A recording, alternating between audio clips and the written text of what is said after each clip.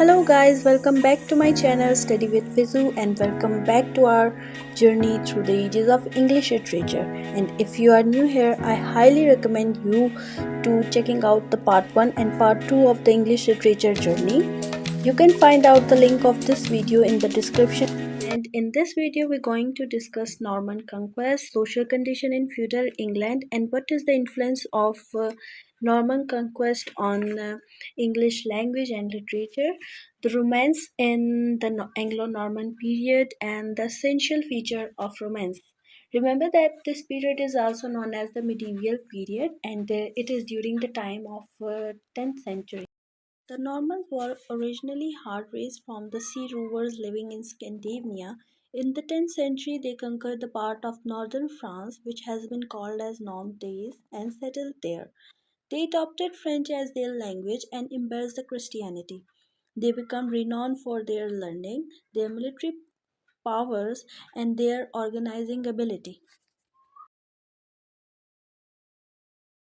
The Duke of Normandy's William the Great was a great military leader and statesman. He led the Norman army to attack England. The two armies met and fought. Finally, the Englishman was defeated, and William and his men marched speedily in London. William became the King of England. After the conquest, the feudal system was established in English society. The new King of England ruled England with high hand. He made true saw himself as the owner of the country. He owned the land and everything in it. The social structure in England was just like the pyramid in Egypt. At its top was the King William. Below him were the noblemen and knights. The next topic is social condition in feudal England. In feudal society, class division was very obvious and the class contradiction became very sharp. The peasant who became serfs toileted all the years round the feudal landlord. The church and the court were united to control the oppressed people, those who dared to say anything against the feudal order to put to death.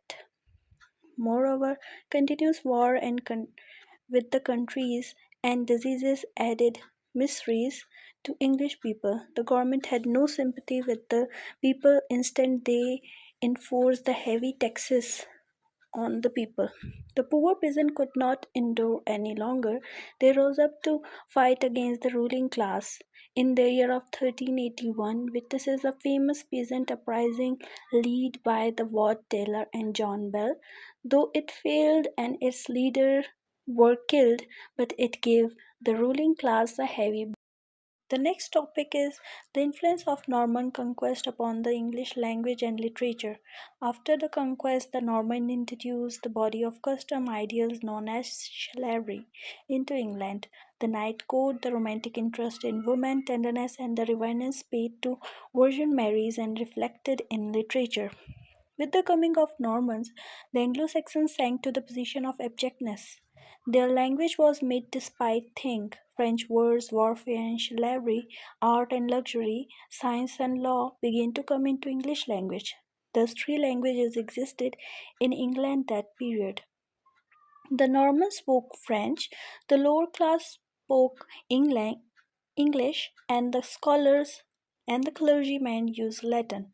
The literature of that period was varied in the interest and the extensive in range. The Norman began to write histories, chronicles, records of their achievement. Most of the books were written in Latin or French. The prevailing form of literature in feudal England was the Romance. The next topic is the Romance in Anglo-Norman period. Essential features of the Romance. The Romance was prevailing literary form in the medieval period. It was a long composition, sometime in verse and sometime in prose, which described the life and adventure of the noble hero. Its essential features are following. It lacks the general resemblance of truth or reality. It exaggerates the vice of human nature and idealizes the virtues. It continues perilous adventure more or less remote from the ordinary life. It lays the emphasis on supreme devotion to the fairy lady.